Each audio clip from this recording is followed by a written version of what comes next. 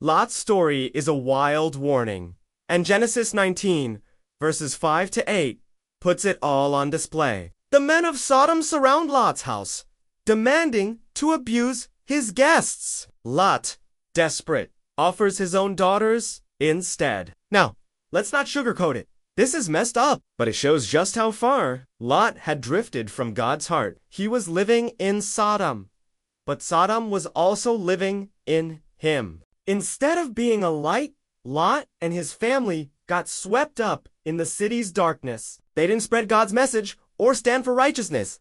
They just blended in, hoping to survive. The destruction of Sodom and Gomorrah wasn't just about their general wickedness.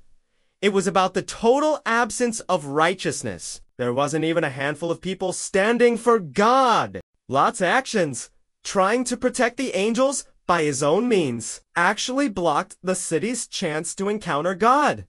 He tried to solve things with human logic, but it only made things worse. Here's the kicker.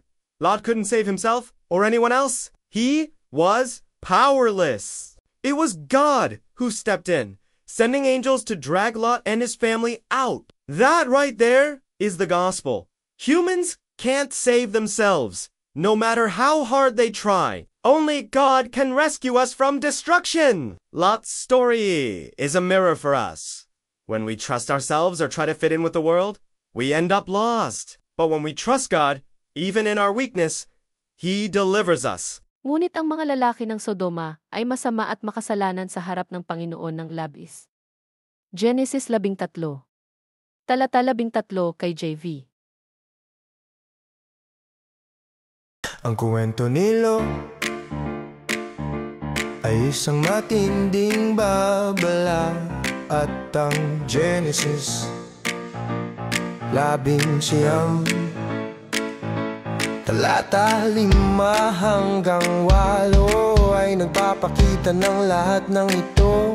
Pinalibutan ng mga kalalakihan ng Sodoma ang bahay ni Lot, na humihiling na abusuhin ang kanyang mga bisita.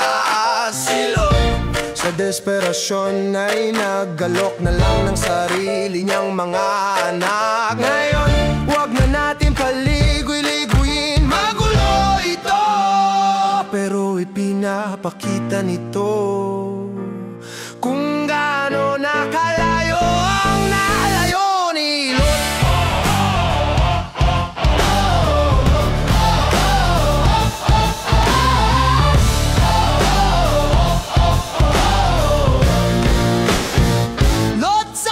Ng Diyos, nakatira siya sa Sodom, pero ang Sodom ay nakatira rin sa kanya. Sa halip na maging liwanag, nadala si Lot at ang kanyang pamilya sa kadiliman ng lungsod. Hindi nila ipinangaral ang mensahe ng Diyos, so ipinaglaban ang katuwiran, nakisama lang sila. Umaasang mabuhay ang pagkasira ng Sodom at Gomorrah ay hindi lang dahil sa pangkalahat ang kasama nila. Tungkol ito sa ganap na kawalan ng katuwiran. Wala man lang isang dakot ng mga taong nakatayo para sa Diyos. Ang mga ginawa ni Lot sa pagtatang protektahan mga anghel sa sarili niyang paraan, ang aktual na humadlang sa pagkakataon ng lungsod na makaharap ang Diyos. Sinubukan niyang lutasin ang mga bagay gamit ang loika ng tao, pero lalo lang lumala ang sitwasyon. Ito ang nakakagulat, hindi militas ni Lot ang sarili niya o ang sinuman. Wala siyang kapangyarihan, Diyos ang nagpakita ng tulong, nagpadala ng mga anghel upang ilahin palabas si Lot at ang kanyang pamilya. Yan mismo ang ebanghelyo, hindi kayang niligtas ng tao ang sarili nila. Gaano man sila magsumikap, tanging Diyos lamang ang makaliligtas sa atin mula sa paggawasak. Ang kwento ni Lot ay salamin para sa ating kapag nagtitiwala tayo sa ating sarili o sinusubukan makisabay sa mundo, nawawala tayo. Pero kapag titiwala tayo sa Diyos, kahit sa ating kahinaan, inililigtas niya tayo.